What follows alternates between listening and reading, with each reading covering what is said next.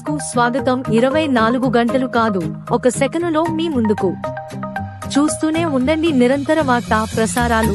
ప్రజాపాలన, ప్రజా విజయోత్సవాలు కార్యక్రమంలో భాగంగా నల్గొండలో నిర్వహించిన సభలో ఉప ముఖ్యమంత్రి భట్టి విక్రమార్క, ఇతర మంత్రులతో కలిసి ముఖ్యమంత్రి రేవంత్ రెడ్డి పాల్గొని ప్రసంగించారు. సరిగ్గా సంవత్సరం క్రితం డిసెంబర్ 7, 2023 నాడు శ్రీమతి సోనియా గాంధీ గారు, శ్రీ మల్లికార్జున్ ఖర్గే గారు, శ్రీ రాహుల్ గాంధీ గారు, శ్రీమతి ప్రియాంక గాంధీ గారు హాజరై హైదరాబాదు నడిబొడ్డున ఎల్బీ స్టేడియంలో మిట్ట మధ్యాహ్నం లక్షలాది మంది తెలంగాణ బిడ్డల, కాంగ్రెస్ పార్టీ కార్యకర్తల ఆశీర్వాదంతో ఇందిరమ్మ రాజ్యం ప్రజా ప్రభుత్వం ప్రమాణ స్వీకారం చేసి సరిగ్గా 365 రోజులు అంటే ఒక సంవత్సరం పూర్తి చేసుకొని మొదటి సంవత్సరం ఉత్సవాలు పోరాటాల గడ్డ నల్లగొండ గడ్డ మీద ఈరోజు మనం ఈ కార్యక్రమాన్ని జరుపుకుంటున్నాం. మిత్రులారా, జూన్ 2, 2014కు ఎంత ప్రాధాన్యత ఉందో డిసెంబర్ 7, 2023 కావచ్చు, డిసెంబర్ 7, 2024 కావచ్చు, అంతే ప్రాధాన్యత ఉంది. ఎందుకంటే ఉమ్మడి రాష్ట్రంలో సమైక్య పాలనలో ఆనాడు తెలంగాణ వివక్షకు లోనై ముఖ్యంగా నల్గొండ జిల్లాలో సాగునీటి ప్రాజెక్టులు ఫ్లోరైడ్ మహమ్మారిని తరమాలని ఉమ్మడి రాష్ట్రంలో ఎంత ప్రయత్నం చేసినా ఆనాడు సంపూర్ణమైన సహకారం అందలేదు. కానీ తెలంగాణ ఉద్యమానికి నాయకత్వం వహించడంలో నల్లగొండ గడ్డ ముందు బాగానే నిలబడ్డది. తొలి దశ తెలంగాణ ఉద్యమంలో ఆనాడు కొండా లక్ష్మణ్ బాపూజీ తన మంత్రి పదవికి త్యాగం చేసి మళ్ళీ తెలంగాణ రాష్ట్రం వచ్చే వరకు ఏ పదవిని నేను చేపట్టను అని పదవి త్యాగం చేసిన మహానుభావుడు ఆనాడు ఈ జిల్లా భువనగిరి ప్రాంతానికే ప్రాతినిధ్యం వహించిండు. ఆ తర్వాత మలిదశ తెలంగాణ ఉద్యమంలో ఉమ్మడి రాష్ట్ర మంత్రిగా ఉన్న మీ అభిమాన నాయకుడు కోమటిరెడ్డి వెంకటరెడ్డి గారు తెలంగాణ రాష్ట్రం కోసం, తెలంగాణ రాష్ట్రం వచ్చే వరకు నాకు మంత్రి పదవులు అవసరం లేదు, నా మంత్రి పదవి కంటే నాకు తెలంగాణ రాష్ట్రమే ముఖ్యమని ఆనాడు ఉమ్మడి రాష్ట్రంలో కోమటిరెడ్డి వెంకటరెడ్డి గారు మంత్రి పదవి త్యాగం చేసి మళ్ళీ తెలంగాణ రాష్ట్రం వచ్చిన తర్వాతనే ఇందిరమ్మ రాజ్యంలో ఈనాడు మంత్రి పదవి చేపట్టడం ద్వారా త్యాగం చేసిన పదవిని మళ్ళీ తీసుకోను అని చెప్పి వారు ఆదర్శంగా నిలబడ్డారు. వీరే కాదు, మలిదశ తెలంగాణ ఉద్యమంలో ఆత్మ బలిదానం చేసుకున్న అమరవీరుడు శ్రీకాంతాచారి ఈ ప్రాంతానికి చెందిన వాడే. ఈ నల్గొండ జిల్లా తెలంగాణ ఉద్యమంలో తొలి దశ మలిదశ తెలంగాణ ఉద్యమంలో ఈ నల్గొండ ప్రాంతం పోషించిన పాత్ర ఎవరు మర్చిపోలేనిది. అదే కాదు, ఎప్పుడు ఈ గడ్డ మీద కాలు పెట్టినా నల్గొండ గాలి పీల్చుకుంటే ఆనాటి సాయుధ రైతాంగ పోరాటమే గుర్తుకొస్తుంది. ఆనాడు నిజాంలకు వ్యతిరేకంగా రజాకర్ల అరాచకాలకు అడ్డంగా నిలబడి భూమి కోసం, భుక్తి కోసం, విముక్తి కోసం ఈ నల్గొండ గడ్డ మీద ఆడబిడ్డలు నడుం బిగించి ఒడిసేలలో రాళ్లు పెట్టి ఒడివడిగా కొడుతూ నిజాంలను దిగంతాలకు తరిమి కొట్టిన సాయుధ రైతాంగ పోరాటానికి నాయకత్వం వహించిన ఈ నల్గొండ గడ్డ గాలి పీల్చుకుంటేనే ఆ ఉద్యమ స్ఫూర్తి వస్తుంది.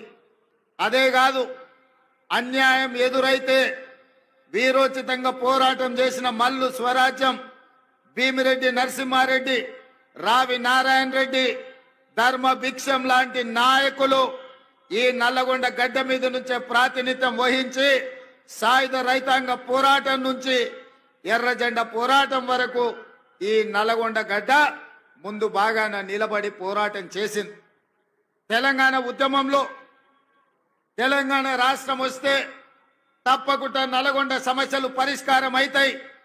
ఆనాడు డాక్టర్ వైఎస్ రాజశేఖర రెడ్డి గారు ముఖ్యమంత్రిగా ఉన్నప్పుడు నల్గొండ జిల్లా నుంచి మంత్రులుగా ఉన్న పెద్దలు జానారెడ్డి గారు, శాసనసభ్యులుగా కోమటిరెడ్డి వెంకటరెడ్డి గారు తీసుకొచ్చిన ఎస్ఎల్బిసి ప్రాజెక్టు కావచ్చు, ఉదయ సముద్రం బ్రాహ్మణవెల్లి కావచ్చు, ఈ ప్రాంత ప్రాజెక్టులను పూర్తి చేసి తరతరాలుగా మిమ్మల్ని పట్టి పీడిస్తున్న ఫ్లోరైడ్ సమస్య, నల్గొండ జిల్లాలో మారుమూల తండాలలో ఉన్న పేదవాళ్ళు కూలి కోసం వెళ్ళాలంటే నడుమొంకర, కాళ్ళొంకర, చేతులొంకర ఉన్న బిడ్డల్ని వదిలి వెళ్ళలేక ఆ పిల్లలు బయటికి వెళ్తే వచ్చే ఇబ్బందులను దృష్టిలో పెట్టుకొని కన్న పిల్లల్ని కూడా మంచాలకు కట్టేసి కూలి పనులకు వెళ్తూ ఫ్లోరైడ్ మహమ్మారి బారిన పడ్డ ఈ నల్లగొండ మంచి తాగునీరు వస్తే ఈ ప్రాంతంలో కృష్ణానది జలాలు ప్రవహిస్తే మీ ఫ్లోరైడ్ సమస్య తీర్తదని అనుకున్నారు. ఆ ఫ్లోరైడ్ సమస్యను తీర్చడానికి 44 కిలోమీటర్ల టన్నెల్ నిజంగానే కోమటిరెడ్డి వెంకటరెడ్డి గారు చెప్పినట్టు ఉత్తమ్ కుమార్ రెడ్డి గారి నాయకత్వంలో ఒకవేళ ఆనాడే తెలంగాణ రాష్ట్రంలో చంద్రశేఖర్ రావు గారు 10 సంవత్సరాలు ఎస్ఎల్బిసి టన్నెల్ 44 కిలోమీటర్లు, ప్రపంచంలోనే ఇంత పొడవైన టన్నెల్ ఎక్కడా లేదు. టన్నెల్ బోర్ మిషన్ ద్వారా అత్యంత అధునాతనమైన సాంకేతిక నైపుణ్యంతో ఆ టన్నెల్ను పూర్తి చేసి నల్గొండ జిల్లాకు దాదాపుగా 3.5 లక్షల ఎకరాలకు నీళ్లు ఇవ్వడమే కాకుండా 500 పైగా గ్రామాలకు తాగునీటిని ఇవ్వడం ద్వారా శాశ్వతంగా ఫ్లోరైడ్ మహమ్మారిని పాతి పెట్టాలి అని ఆనాడు ప్రణాళికలు సిద్ధం చేశారు. కోమటిరెడ్డి వెంకటరెడ్డి సొంత ఊరు సుఖేందర్ రెడ్డి గారి ఊరికి కూతవేటు దూరంలో ఉన్న బ్రాహ్మణవెల్లి ప్రాజెక్టును పూర్తి చేసి 1,00,000 ఎకరాలకు నీళ్లు ఇవ్వడం ద్వారా ఆ ప్రాంతాన్ని కూడా సస్యశ్యామలం చెయ్యాలని ఉమ్మడి రాష్ట్రంలో వైఎస్ఆర్ నుంచి మంజూరు చేసుకున్న ప్రాజెక్టులు 10 సంవత్సరాల తెలంగాణ చంద్రశేఖరరావు పరిపాలనలో ఆ ప్రాజెక్టులు పూర్తి కాలేదు. ఉమ్మడి రాష్ట్రంలో సమైక్య పాలనలో జరిగిన అన్యాయం కంటే చంద్రశేఖరరావు గారి పరిపాలనలో నల్గొండ జిల్లా నిర్లక్ష్యానికి లోనైంది, అభివృద్ధిని నోచుకోలేదు. అందుకే మిత్రులారా, ఈరోజు డిసెంబర్ 7, 2024 మొదటి సంవత్సరం పూర్తి చేసుకుంటున్న సందర్భంలో మీ ఆశీర్వాదంతో నల్గొండ జిల్లాలో 12 అసెంబ్లీలలో 11 గెలిపించి 2 పార్లమెంట్లలో కుందూరు రఘువీర్ గారిని, చామల కిరణ్ రెడ్డి గారిని పార్లమెంటు సభ్యులుగా అత్యధిక మెజారిటీ, దక్షిణ భారతదేశంలోనే అత్యధిక మెజారిటీని ఇవ్వడం ద్వారా ఈ నల్లగొండ గడ్డ మీద 3 రంగుల జెండానే ఎగురుతుంది. మీ భుజాలు కాయలు కాసేలా ఈ జెండాను మోస్తాం.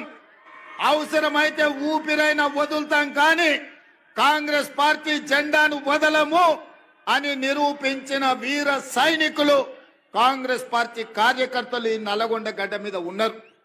మరి ఇంత మెజారిటీ ఇచ్చి ఈనాడు ఇందిరమ్మ రాజ్యంలో మీరు ప్రభుత్వాన్ని ఏర్పాటు చేసినప్పుడు మా బాధ్యతగా భావించి మొట్టమొదట పెద్దలు ఉత్తమ్ కుమార్ రెడ్డి గారికి సాగునీటి పారుదల శాఖ మంత్రిగా వారికి బాధ్యతలు అప్పచెప్పిన సోనియా గాంధీ, రాహుల్ గాంధీ, మల్లికార్జున్ ఖర్గే గారి ముందు నేను ఒకటే మాట స్పష్టంగా చెప్పిన, నల్గొండ ప్రాంతం చైతన్యం గల ప్రాంతం.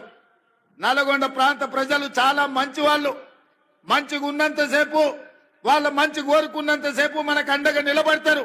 ఎప్పుడైతే వాళ్లకు మన పట్ల అనుమానం వచ్చినా, వాళ్ళ అభివృద్ధిని అడ్డుకుంటే బండకేసి కొడతారు నల్గొండ జిల్లా ప్రజలని చెప్పడం ద్వారా మీ బిడ్డని, మీ నాయకుని ఉత్తమ్ కుమార్ రెడ్డి గారిని ఈ రోజు సాగునీటి పారుదల శాఖ మంత్రిగా చేసి మీ జిల్లాలో ఉండే పెద్ద ప్రాజెక్టులు కావచ్చు, చిన్న ప్రాజెక్టులు కావచ్చు, కానీ పిల్లాయి కాలువ కావచ్చు, ధర్మారెడ్డి కాలువ కావచ్చు, భువనగిరి ప్రాంతంలో మా కుంభమణిలు అడిగే ప్రాజెక్టులు కావచ్చు, ఈ రోజు మునుగోడు దేవరకొండ ప్రాంతానికి నీళ్లు ఇవ్వడం విషయంలో కావచ్చు, ఏది ఏమైనా నగరేకల్ ఏ ప్రాంతమైనా తుంగతుర్తైనా ఖచ్చితంగా మీ ప్రాజెక్టులు పూర్తి చేయడానికి అవసరమైన నిధులు ఎన్ని కావాలన్నా, ఎన్ని వేల కోట్ల రూపాయలైనా అడగవలసిన అవసరం లేదు. మీరు బాజాప్తా తీసుకోండి అని మా ఆర్థిక మంత్రి, ఉప ముఖ్యమంత్రి వర్యులు బట్టి విక్రమార్క గారు ఈ రోజు అనుమతి ఇచ్చిండ్రు. అందుకే ఇవాళ మంత్రులందరినీ ఉప ముఖ్యమంత్రి గారి తరఫున ఈ రోజు ఈ తెలంగాణ రాష్ట్ర ముఖ్యమంత్రిగా నల్గొండ జిల్లా ప్రాజెక్టులు ఎస్ఎల్బిసి కావచ్చు, బ్రాహ్మణవెల్లి కావచ్చు, పిలాయి కాలువ కావచ్చు, ధర్మారెడ్డి కాలువ కావచ్చు, ఈ ప్రాంతానికి కృష్ణా నది జలాలను ప్రవహింపజేయడం ద్వారా ఈ నల్గొండ జిల్లాను సస్యశ్యామలం చేసి తెలంగాణకే కాదు దేశానికే తలమానికంగా ఆదర్శంగా నిలబెట్టాలన్న ఆలోచన ఈ రోజు మన ప్రభుత్వం చేస్తున్నది. ఇదే కాదు, ఉత్తమ్ కుమార్ రెడ్డి గారు సాగునీటి పారుదల శాఖ మంత్రిగా, సివిల్ సప్లైస్ మినిస్టర్ గా ఈ రోజు బాధ్యత వహిస్తూ మేము ఆనాడు చెప్పినాం వరి పండించండి అని. గత ప్రభుత్వం చంద్రశేఖరరావు గారు అన్నారు, వరి వేసుకుంటే మీరు ఉరి వేసుకున్నట్టే, వరి కొనుగోలు కేంద్రాలు మేము తెరవము, వరి కొనము, మేము మీరేసుకుంటే మీ కర్మ అని ఆనాటి ప్రభుత్వం చంద్రశేఖరరావు గారు అన్నారు. కానీ మేము అధికారంలోకి వచ్చిన తర్వాత సివిల్ సప్లైస్ మినిస్టర్ గా ఉత్తమ్ కుమార్ రెడ్డి గారితో మాట్లాడి ఈనాడు ఐకేపీ కేంద్రాలు 8,500 ఐకేపీ కేంద్రాలు తెలంగాణలో 4 మూలల తెరిపించడం ద్వారా వరి పండించండి, కనీస మద్దతు ధరనే కాదు 500 రూపాయల బోనస్ ఈ తెలంగాణ రాష్ట్ర రైతాంగానికి ఇస్తామని పిలిపించి నల్గొండ జిల్లాలో 5,12,000 ఎకరాల వరి పండించి రైతులు దేశానికే ఆదర్శంగా నిలబడ్డారు. అందులో 2,70,000 ఎకరాల సన్న వడ్లను నల్గొండ జిల్లా ప్రజలు పండించారు. అందుకే ఈరోజు 3 రోజుల్లో మీ అమ్మిన వడ్లకు పైసలు ఇవ్వడమే కాదు 500 రూపాయల బోనస్ ఇవ్వడం ద్వారా రైతు అంటే ఆత్మగౌరవంతో బ్రతకాలి, రైతుకు వ్యవసాయం దండగ కాదు, వ్యవసాయం అంటే పండగ, ఆ పండగ ప్రజా పాలనలో ఇందిరమ్మ రాజ్యంలో జరగాలి అని ఇవాళ మీకందరు కూడా వరి పండించిన వాళ్ళు గుండెల మీద చేతులు వేసుకొని నిశ్చింతగా నిద్రపోయేటట్టు ఈ రోజు మన ప్రభుత్వం ప్రయత్నం చేస్తున్నది. అందుకే మిత్రులారా, ఉమ్మడి రాష్ట్రంలో లేని విధంగా ఈ దేశంలోనే ఈసారి తెలంగాణ రాష్ట్రంతో పోటీపడ్డ వరి రైతులే లేరు. 66 లక్షల ఎకరాలలో 1,53,00,000 మెట్రిక్ టన్నుల వరి ధాన్యాన్ని పండించి ఈ దేశం మొత్తం మీదనే తెలంగాణ మొదటి స్థానాన్ని సాధించింది. ఈ తెలంగాణ రాష్ట్రంలో 5,12,000 ఎకరాల వరి పండించి నల్గొండ తెలంగాణలో మొదటి స్థానంలో నిలబడ్డదని నేను ఈ రోజు ఈ సందర్భంగా గర్వంగా నేను చెప్పదలుచుకున్నా. అందుకే నల్గొండ రైతాంగాన్ని మనస్ఫూర్తిగా నేను అభినందిస్తున్నా.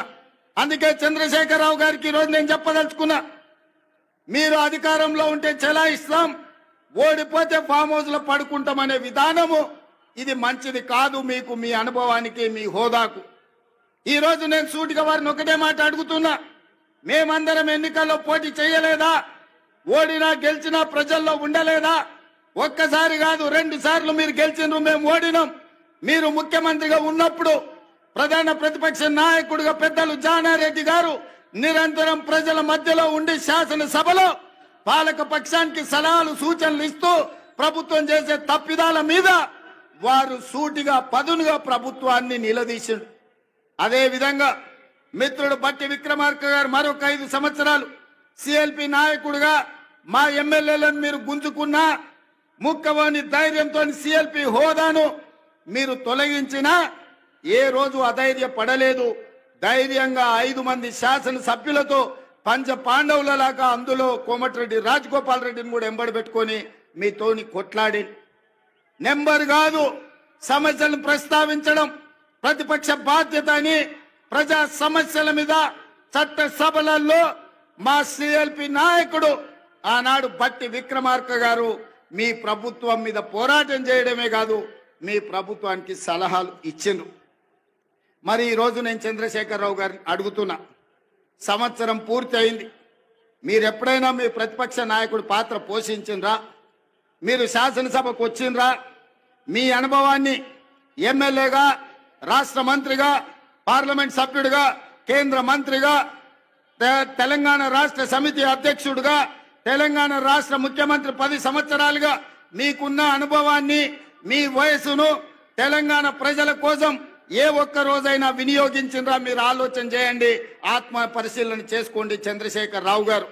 ఇంత అనుభవాన్ని 40 సంవత్సరాల ప్రజా జీవితంలో 4 కోట్ల ప్రజలు మీకు అండగా నిలబడి మిమ్మల్ని మోస్తే ఈ రోజు ప్రతిపక్ష పాత్ర శాసనసభలో ప్రతిపక్ష కుర్చీ ఖాళీగా ఉండడం ఈ తెలంగాణ సమాజానికి ఏమి సమాధానం చెప్తారు మీరు అని అడుగుతున్నా.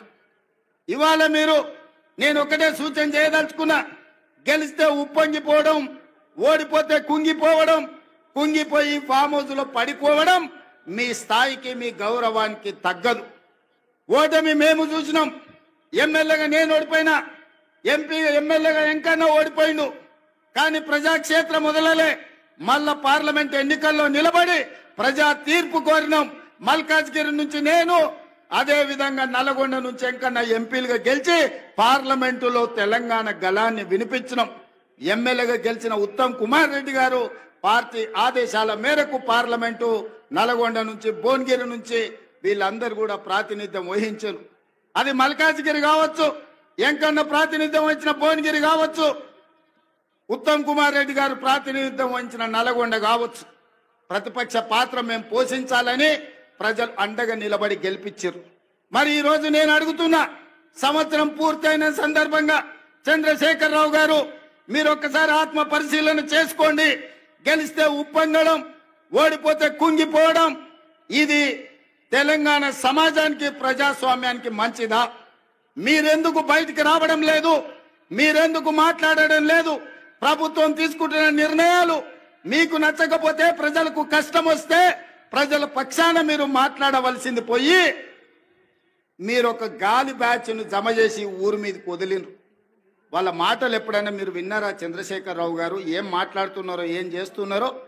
ఫ్యాక్టరీలు తెస్తామంటే వద్దంటారు, పరిశ్రమలు పెడతామంటే వద్దంటారు, రోడ్లు వేస్తామంటే వద్దంటారు, RRR కడతామంటే వద్దంటారు, బ్రాహ్మణ వెళ్ళి పూర్తి చేస్తామంటే వద్దంటారు, ఫార్మా సిటీ కాదు అది ఫ్యూచర్ సిటీ అంటే వద్దంటారు, మన ఫాక్సికాన్ పెట్టుబడులు తెస్తామంటే వద్దంటారు, మీకు ఇచ్చిన మెడికల్ కాలేజీలు పూర్తి చేస్తామంటే వద్దంటారు. ఈ రోజు ఏది అయినా వద్దనడం తప్ప ఇంకొక మాటనే వాళ్ళకి తెలుస్తలేదు. నేను అడుగుతున్నా, ఏది వద్దన్నప్పుడు, భూసేకరణ చేయొద్దన్నప్పుడు, పెట్టుబడులు రావద్దన్నప్పుడు, కాలేజీలు తెరవద్దన్నప్పుడు, ఉద్యోగాలు ఇవ్వద్దన్నప్పుడు, గ్రూప్ 4 పరీక్షలు పెట్టొద్దన్నప్పుడు, గ్రూప్ 1 పరీక్షలు పెట్టొద్దన్నప్పుడు, డిఎస్సి నోటిఫికేషన్ రద్దు చేయమంటే ఏ విధంగా తెలంగాణ రాష్ట్రం ముందుకు వెళ్తుందో తెలంగాణ సమాజం ఆలోచన చేయాలి. ఇయ్యాల పరీక్షలు పెట్టొద్దు, పిల్లలకు ఉద్యోగాలు ఇవ్వద్దు అంటే ఇది తెలంగాణకి క్షేమమా? ఇది తెలంగాణకు మంచిదా? ఒక్కసారి ఆలోచన చేయండి. ఆనాడు తెలంగాణ ఉద్యమం జరిగిందే ఉద్యోగాల కోసం, ఉపాధి కోసం, ఉజ్వల భవిష్యత్తు కోసం. నూనూగు మీసాల యువకులు ఉస్మానియా యూనివర్సిటీ, కాకతీయ యూనివర్సిటీలలో తెలంగాణ ఉద్యమాన్ని ఉవ్వెత్తున లేపి ఓ ఈశాన్ రెడ్డి, ఓ వేణుగోపాల్ రెడ్డి, ఓ కానిస్టేబుల్ కిష్టయ్య, ఓ యాదయ్య వీళ్ళందరూ ఆత్మ బలిదానాలు చేసుకొని శ్రీకాంతాచారిని ఆదర్శంగా తీసుకొని వాళ్ళు ప్రాణ త్యాగాలు చేసింది వాళ్ళ భవిష్యత్ తరాల పిల్లలకు ఉద్యోగ ఉపాధి అవకాశాలు రావాలి, వాళ్ళ బతుకులైన బాగుపడాలి అని కదా తెలంగాణ కోసం త్యాగం చేసింది. లేకపోతే 1200 మంది ఆత్మ బలిదానాలు చేసుకున్నది మీ కుటుంబంలో 4 ముఖ్యమంత్రులని, 2 మంత్రులను, లేకపోతే రాజ్యసభ సభ్యులను, ఎమ్మెల్సీలను చేయడానికి పిల్లలందరూ ప్రాణత్యాగం చేసిండ్రా? మీ 4 కోసం మీ పిల్లలు త్యాగం చేసిరా? 4 కోట్ల తెలంగాణ ప్రజల కోసం ప్రాణ త్యాగం చేసిండ్రా? నువ్వు ఒక్కసారి ఆత్మ పరిశీలన చేసుకోండి చంద్రశేఖరరావు గారు. ఇవాళ మేము భావిస్తున్నాం 1200 మంది తెలంగాణ బిడ్డల ఆత్మ బలిదానాల పునాదుల మీద ఏర్పడి తెలంగాణ రాష్ట్రం, ఈ తెలంగాణలో ఉండే నిరుద్యోగ రాక్షసిని ఈ రోజు బంధించాలి, నిరుద్యోగ యువకులకు ఉద్యోగాలు ఇచ్చి ప్రయోజకులను చెయ్యాలన్న ఆలోచన ఇవాళ కాంగ్రెస్ పార్టీ చేసింది. 15,000 కానిస్టేబుల్ ఉద్యోగాలు ఇస్తే నల్గొండలో వేలాది ఉద్యోగాలు వచ్చినాయి. ఇవాళ నేను గర్వంగా తెలంగాణ రాష్ట్ర గడ్డ మీద నుంచి చెప్పదలుచుకున్నా, మొదటి సంవత్సరం ఈ దేశానికి స్వతంత్రం వచ్చినప్పటి నుంచి ఈనాటి వరకు 75 సంవత్సరాలలో ఈ దేశంలో ఏ రాష్ట్రంలో ఏ ముఖ్యమంత్రి, ఏ ప్రభుత్వం మొదటి సంవత్సరంలో 55,143 ఉద్యోగాలు ఇచ్చిన రాష్ట్ర ప్రభుత్వమే లేదు. తెలంగాణలో మా ప్రభుత్వం ఇచ్చింది. లెక్క గట్టి మరీ చెప్తా అసెంబ్లీలో చంద్రశేఖరరావు గారు, శాఖల వారీగా అది వ్యవసాయ శాఖనా, అది లేకపోతే ఆర్ఎండ్బి శాఖనా, లేకపోతే పంచాయతీరాజ్ శాఖనా, సాగునీటి పారుదల శాఖనా, మున్సిపల్ శాఖనా, లేకపోతే ఏ శాఖలో పోలీస్ శాఖలా, మెడికల్ అండ్ హెల్త్ డిపార్ట్మెంటా, శాఖల వారీగా ఇచ్చిన ఉద్యోగాలు ప్రతి ఉద్యోగి పేరు 55,143 ఉద్యోగాలు మేము తెలంగాణలో ఇచ్చిన మొదటి సంవత్సరంలో నేను గర్వంగా ఈ గడ్డ మీద నుంచి నేను చెప్పదలుచుకున్నా. ఇన్ని ఉద్యోగాలు ఈ దేశంలో ఎవరైనా ఇచ్చిండ్రా? ఇవాళ అక్కడ నడ్డా వచ్చిండంటే ఎక్కడి నుంచో, అయ్యా నడ్డా గారు మీరు మా అడ్డ మీదకి వచ్చారు, అడ్డగోలుగా మీరు మాట్లాడకండి. నేను సూటిగా నడ్డా గారిని కాదు కానీ మోడీ గారిని అడుగుతున్నా. నీ గుజరాత్ రాష్ట్రంలో 14 ఏళ్ళు మీరు ముఖ్యమంత్రిగా ఉన్నారు, 11 ఏళ్ళు ప్రధానమంత్రిగా ఉన్నారు. 25 సంవత్సరాలల్లా నరేంద్ర మోడీ గారి పార్టీ అయిన భారతీయ జనతా పార్టీ అధికారంలో ఉన్న రాష్ట్రం ఉత్తరప్రదేశ్, మధ్యప్రదేశ్, రాజస్థాన్, బీహారా, లేకపోతే ఛత్తీస్గఢ, జార్ఖండ్, కర్ణాటక, మహారాష్ట్రనా, ఏ రాష్ట్రమైనా నేను సవాల్ విసురుతున్న నరేంద్ర మోడీ గారు మీ రాష్ట్ర ప్రభుత్వాలు ఉన్న దగ్గర ఒక్క సంవత్సరంలో 55,000 ఉద్యోగాలు ఇస్తే మీరు లెక్క చూపించండి. ఢిల్లీ నడి బజార్లో మీకు క్షమాపణ చెప్పి తల వంచుకొని నేను వస్తా, లేకపోతే నా లెక్క అప్ప చెప్తా. నీ పార్టీ నీ నాయకులను నువ్వు తెలంగాణ రాష్ట్రాన్ని మా ప్రభుత్వాన్ని అభినందించు. అప్పుడే ఈ దేశ ప్రధానమంత్రిగా మీ గౌరవం పెరుగుతుంది. ఏది పడితే అది మాట్లాడితే, ఎట్లా పడితే అట్లా మాట్లాడితే చెల్లదు. నడ్డా గారు మీరు కూడా కేసీఆర్ లాగా తయారు కాకండి. కేసీఆర్ మాట్లాడి బీఆర్ఎస్ వాళ్ళు మాట్లాడిన ప్రెస్ మీట్ల కాగితాలు తీసుకెళ్లి ఈ రోజు ఈటల రాజేందర్, కిషన్ రెడ్డి గారు అవే నకలు కొడుతురు. పెద్దోళ్ళు చెప్పారు నకలు మారనేకే లియే భీ కుచ్ అక్కలు రహనా చాహియే అని. అందుకే కిషన్ రెడ్డికి ఈటల రాజేందర్కి నేను చెప్తున్నా, మీరు మారుండయ్యా, మీరు ఆలోచన చేయండి. ఆ దొంగల సోపతి పట్టిర్రంటే మీరు కూడా దొంగల బండి ఎక్కుతారు, మీరు కూడా అటే పోతారు. ఈ దొంగల బండితో మీరు చేరిందంటే అంతో ఇంతో మీకున్న గౌరవం కూడా లేకుండా పోతుంది. అందుకే ఇవాళ నేను ఒక మాట చెప్పదలుచుకున్నా. రైతు రుణమాఫీ మొదటి సంవత్సరంలో 25,50,000 మంది రైతులకు 21,000 కోట్ల రూపాయలు 2 లక్షల వరకు వాళ్ళ ఖాతాలో వేసిన చరిత్ర మా ప్రభుత్వాన్ని. నేను సూటిగా నరేంద్ర మోడీ గారిని, కల్వకుంట్ల చంద్రశేఖరరావు గారికి సవాలు విసురుతున్నా. మీ అధికారంలో ఉన్న సమయంలో కావచ్చు, మీ రాష్ట్రాలలో కావచ్చు, ఒక్క సంవత్సరంలో 21,000 కోట్ల రూపాయలు 2 లక్షల రూపాయల రైతు రుణమాఫీ మీరు చేస్తే మా వ్యవసాయ శాఖ మంత్రి తుమ్మల నాగేశ్వరరావు గారు, మా ఉత్తమ్ కుమార్ రెడ్డి గారు, మా రెవెన్యూ మినిస్టర్ శ్రీనివాస్ రెడ్డి గారు, బట్టి విక్రమార్క గారితో సహా నేను వచ్చి మీకు క్షమాపణ చెప్తాం. మా చరిత్ర ఇది, నికార్సైన లెక్క ఇది. మా ఆర్టీ ఒక్క నల్గొండ జిల్లాలో మా ఎంకన్న చిట్టి రాసిస్తున్నాడు 2,004 కోట్ల రూపాయలు ఒక్క నల్గొండలనే రుణమాఫీ జరిగిందని. ఒక్క నల్గొండ ఉమ్మడి జిల్లాలో 2,000, కొత్త నల్గొండ జిల్లాలనే 2,004 కోట్ల రూపాయలు మీ ఒక్క జిల్లాలనే రైతులకు రుణమాఫీ జరిగిందని చెప్పి వెంకన్న లెక్కలు అందిస్తున్నాడు. పెద్ద ఎత్తున చప్పట్లు కొట్టండి మిత్రులారా. ఆ మోడీకి, నడ్డాకు కనీసము జ్ఞానోదయం కలిగని అని మన ప్రభుత్వం ఏం చేస్తుందో. ఇదే కాదు, ఉచిత కరెంటు, ఇండ్ల కన్నం, 24 గంటల ఉచిత విద్యుత్ వ్యవసాయానికని ఆనాడు 9 గంటలు ఇస్తానని రాజశేఖర రెడ్డి గారు చెప్పినప్పుడు ఆనాడు ఉచిత కరెంట్ ఇస్తే బట్టలు ఆరేసుకోవాలి తీగల మీద అన్నారు. కానీ అది తప్పని నిరూపించి రైతులకు ఆనాడు 9 గంటల ఉచిత కరెంటు కాంగ్రెస్ పార్టీ ఇచ్చింది. ఉచిత కరెంటు పేటెంట్ ఎవరిదయా? మనది కాదా? మనం కాదా ఈ దేశంలో కనిపెట్టింది? మన కాంగ్రెస్ ప్రభుత్వం కాదా? ఇందిరమ్మ రాజ్యము ఈ దేశంలోనే మొదటిసారి రైతులకు ఉచితంగా కరెంట్ ఇవ్వాలి, వాళ్ళని ఆదుకోవాలి, కరెంటు బిల్లులను మాఫీ చేయాలని మొదటి సంతకంతో వైఎస్ రాజశేఖర రెడ్డి గారు ఎల్బీ స్టేడియంలో 1,200 కోట్ల రూపాయలతో పాటు రైతుల మీద ఉన్న వేలాది విద్యుత్ చౌర్యం కేసులను ఒక్క కలంపోటుతోనే ఎత్తేసింది డాక్టర్ వైఎస్ రాజశేఖర రెడ్డి గారు కాదా? ఆ ఆదర్శంగా తీసుకొని 24 గంటలు ఇచ్చిన ప్రభుత్వం ఈనాడు ఇండ్లలో కూడా 200 యూనిట్లు ఉచితంగా ఇవ్వాలి పేదవాళ్ళకని 50 లక్షల కుటుంబాలకు ఇవాళ విద్యుత్ శాఖ మంత్రి బట్టి విక్రమార్క గారు 50 లక్షల కుటుంబాలకు 200 యూనిట్లు ఈరోజు ఉచితంగా కరెంటు ఇస్తున్నమాట వాస్తవం కాదా? ఇవాళ ఆడబిడ్డలకు 1,200 రూపాయల సిలిండర్ అయి రూపాయి జమ చేసి మా అక్కలు జమ చేసుకుంటే మోడీ వచ్చి ఎత్తుకుపోతున్నాడు. మోడీ ఎత్తుకపోతున్నాడు, ఎట్లా ఆదుకోవాలని ఆలోచన చేస్తే సోనియామ్మ చెప్పింది 500కే నువ్వు ఇయ్యని. ఇవాళ ఆడబిడ్డలకు 500 రూపాయలకే సిలిండర్ ఇస్తున్న శాఖ మీ నాయకుడు ఉత్తమ్ కుమార్ రెడ్డి గారు నిర్వహిస్తలేరా? ఆడబిడ్డలకు 500 సిలిండర్ మా తెలంగాణ రాష్ట్రంలో మేము ఇస్తలేమా?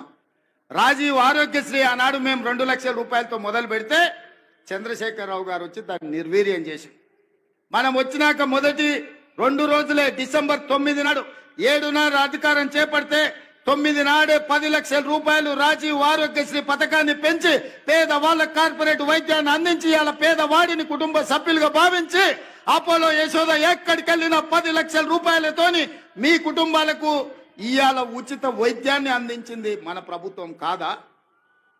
అదే విధంగా ఇవాళ పాఠశాలల్లో ప్రమోషన్లు రాక టీచర్లు బదిలీలు లేక ఉంటే 35,000 మంది టీచర్లను బదిలీ చేయడమే కాదు 21,000 మంది టీచర్లను ప్రమోషన్లు ఇచ్చి ఇవాళ వాళ్ళ ఫుడ్ ఛార్జెస్, కాస్మెటిక్ ఛార్జెస్ 40% పెంచి ఇవాళ ఈ రాష్ట్రాన్ని విద్యార్థులను ఆదుకోవాలని 26,000 స్కూళ్ళల్లో 31 లక్ష విద్యార్థులకు ఇవాళ అన్ని రకాల వసతులు అందించాలని ఒక ప్రక్షాళన చేసి సమూలమైన విధానాన్ని తీసుకొచ్చి ఇవాళ విద్యార్థులను మన ప్రభుత్వం ఆదుకోలేదా అని నేను అడుగుతున్నా. ఇవాళ ఇవన్నీ విద్యార్థులే కాదు, ఈరోజు హోంగార్డ్స్ కానీ పోలీసులు కానీ వాళ్ళ సమస్యలను పరిష్కరించి ఆత్మగౌరవంతో బ్రతికే విధంగా పోలీసులకు స్వేచ్ఛనిచ్చింది మన ప్రభుత్వం కాదా? ఇవాళ అందుకే మన ప్రభుత్వం వచ్చిన తర్వాత మనం పనిలో మునిగిపోయినాం, ప్రచారం చేసుకోలేదు. మీరేమో అన్నలు వెంకన్న మంత్రి అయిండు, రేవంత్ అన్న ముఖ్యమంత్రి అయింది, మన పని అయిపోయిందని మీరు కూడా దావత్లు అక్కడ ఇక్కడ చుట్టాలు ఇళ్ళ పొట్టి తిరుగుతున్నారు పెళ్లిళ్ళు పేరంటాలని. మేమేమో రోజుకు 18 గంటలు పని చేసుకుంటున్నాం. అవతలోడు పెళ్లి పని మీద ఉన్నాడంట, అటు ఇటు దావతుల మీద తిరిగేటోడు దావతుల మీద తిరిగిన వాళ్ళు ఇవాళ సోషల్ మీడియాలో అడ్డగోలుగా ఏది పడితే అది ప్రచారం చేస్తారు. వాటిని తిప్పి కొట్టక మనం వెనుకబడ్డట్టు అనిపించింది. అందుకే ఇవాళ కార్యకర్తలు నేను అడుగుతున్నా, ఈ తెచ్చిన ప్రభుత్వాన్ని నిలబెట్టుకున్న బాధ్యత మనం చేస్తున్న పనులు చెయ్యని మనం చెప్పం. కేసీఆర్లకు దళితుని ముఖ్యమంత్రి చేస్తామనో, దళితులకు 3 ఎకరాల భూమి ఇస్తామనో ఇట్లాంటి హామీలు మనం ఇయ్యలేదు, ఇయ్యం. ఇవాళ మనం చెప్పిన ప్రతి పని మనం చేస్తున్నాం. ఇవాళ కేవలం రైతులకు వ్యవసాయానికి ఈ మొదటి సంవత్సరంలో 55,000 కోట్ల రూపాయలు ఈరోజు రైతులకు ఇచ్చినాం. కేసీఆర్ తెచ్చిన అప్పుకు ఆనాడు తెలంగాణ రాష్ట్రం ఏర్పడ్డ నాడు కాంగ్రెస్ పార్టీ ఒక క్రమ పద్ధతిలో నిధులను మిగులిచ్చి 16,000 కోట్ల రూపాయల మిగులు రాష్ట్రంగా చంద్రశేఖరరావుకు అప్పచెప్తే 10 ఏళ్ల మిగులు రాష్ట్రాన్ని దివాలా దీపించి 7 లక్షల కోట్ల రూపాయలతో మనకు ఇవాళ అప్పచెప్పిండు. మనం ఇచ్చిన 16,000 కోట్ల మిగులు బడ్జెట్ ఎక్కడ? చంద్రశేఖరరావు గారు 7 లక్షల కోట్ల రూపాయల అప్పులతో అప్పుల ఊబిలో కూరుకుపోయిన తెలంగాణ రాష్ట్రాన్ని మనకిస్తే అక్కడి నుంచి ప్రయాణం మొదలుపెట్టి ఇవాళ చంద్రశేఖరరావు గారు చేసిన అప్పులకు ప్రతి నెల బట్టి విక్రమార్క గారు అసలు మిత్తి కలిపి ప్రతి నెల 6,500 కోట్లు కడుతుండు. ఈ మొదటి సంవత్సరం ఇప్పటికే 65,000 కోట్ల రూపాయలు చంద్రశేఖరరావు గారు అప్పులు చేసిన దానికి ఆయన తెచ్చిన అప్పులకు అసలు మిత్తి కలిపి 65,000 కోట్లు కట్టారు. తెలంగాణ రాష్ట్రంలో ఉన్న 70 లక్షల రైతాంగ కుటుంబాలకు 55,000 కోట్లు ఖర్చు పెడితే చంద్రశేఖరరావు తెచ్చిన అప్పుకు మొదటి సంవత్సరంలో ఒక్క కుటుంబం చేసిన అప్పుకు 65,000 కోట్ల రూపాయలు చెల్లించాల్సి వచ్చింది. మిత్రులారా, తెలంగాణ రాష్ట్రాన్ని ఎంత భ్రష్టు పట్టించిండో చంద్రశేఖరరావు. ఇవాళ తెలంగాణ ఆర్థికవేత్తలు ఆలోచన చెయ్యాలి. అందుకే ఇవాళ మిత్రులారా, ఈ నల్గొండ గడ్డ మీద మొదటి సంవత్సరం పూర్తి చేసుకుంటున్న సందర్భంగా రైతు రుణమాఫీ కావచ్చు, రైతు భరోసా కావచ్చు, రైతుకి ఇస్తున్న బోనస్ కావచ్చు, నిరుద్యోగ యువకులకు ఇచ్చిన 55,000 ఉద్యోగాలు కావచ్చు, ఫ్రీ సిలిండర్ కావచ్చు, ఆరోగ్యశ్రీ కావచ్చు, అన్ని పథకాలు మనం అమలు చేస్తున్నాం, ఇంకా చేస్తాం. ఈ గడ్డ మీద నుంచి చివరిగా ఒక్క మాట చెప్పదలుచుకున్నా, సంక్రాంతి తర్వాత రైతు భరోసా మీ ఖాతాలో పడుతుంది. వాడో వీడో ఏదో చెప్పితే ఎవ్వని మాట వినకండి. ఆనాడు ఒట్టేసి చెప్పిన రుణమాఫీ చేస్తా అని చేసి చూపించిన ఇవాళ మళ్ళీ మీకు చెప్తున్నా, తెలంగాణ రైతాంగానికి నల్గొండ గడ్డ మీద నుంచి మాట ఇస్తున్నా, సంక్రాంతి పండుగ తర్వాత మీ ఖాతాలలో రైతు భరోసా గలగల పడుతుంటే బీఆర్ఎస్ వాళ్ళ గుండెలు లబడబ లబడబ కొట్టుకోవాలి. అదే విధంగా నల్గొండ రైతాంగానికి, తెలంగాణ రైతాంగానికి విజ్ఞప్తి చేస్తున్నా, సన్నాలే పండించండి. సన్నాలకు 500 రూపాయల బోనస్ ఇచ్చి మీ పంట కొనే బాధ్యత, చివరి గింజ వరకు కొనే బాధ్యత మన ప్రభుత్వం తీసుకుంటది. మీ బోనస్ మీ ఖాతాలో పడుతుంది. ఎవడెన్ని చెప్పినా నమ్మకండి. మీరు నమ్మకంగా సన్నాలు పండించండి. ఆ సన్నాలు మీరు పండించిన సన్నాలే రేషన్ షాపుల్లో పేదోళ్ళకు సన్న బియ్యం ఇస్తాం. హాస్టళ్లలో ముఖ్యంగా SC ST BC minority Kasturba పాఠశాలల్లో మధ్యాహ్న భోజన పథకానికి సన్నం బియ్యంతోనే పేదోళ్ళ బిడ్డలకు అన్నం పెట్టే బాధ్యత ఈ ప్రభుత్వం తీసుకుంటుంది. తెలంగాణ గడ్డ మీద తెలంగాణ నేలలో పండించిన తెలంగాణ సన్నాలే మన బిడ్డలకు బుక్కెడు బువ్వ పెట్టాలి. సన్నాలు పండించండి. 500 బోనస్ ఇచ్చే బాధ్యత ఈరోజు తెలంగాణ రాష్ట్ర ప్రభుత్వం తీసుకుంటుంది అని చెప్పి మీ అందరికీ నేను చెప్పదలుచుకున్నా. అదే విధంగా ఎంకన్నా కాగితాలు ఆడబెట్టిండు, చెప్తూనే ఉండు, కాగితాలు ఇస్తూనే ఉండు. ఇంకా డెంటల్ కాలేజ్ కావాలని ప్రాజెక్టుల గురించి. అదే విధంగా ఎంకన్నా ఎంత స్వార్థపరుడు అంటే, మేమిద్దరం నితిన్ గడ్కరీ దగ్గరికి పోయినాం, కేంద్ర మంత్రి దగ్గరికి. మాకు రోడ్లు ఇవ్వాలని, ఆయన రోడ్లు ఇచ్చే మంత్రి. మేము 2 అడిగినాం. నేనేమో రీజనల్ రింగ్ రోడ్ అడిగినా, ఎంకన్నానేమో నల్లగొండకు ఔటర్ రింగ్ రోడ్ అడిగాను. నితిన్ గడ్కరీ అన్నాడు ఏదో ఒకటి ఇస్తా అన్నాడు. ఎంబడే రీజనల్ రింగ్ రోడ్ కంటే ముందుగాల నల్లగొండ ఔటర్ రింగ్ రోడ్ అడిగిండ. నల్లగొండ ఔటర్ రింగ్ రోడ్ 400 కోట్లకు అవుతుంది, రీజనల్ రింగ్ రోడ్ 35,000 కోట్లకు అవుతుంది.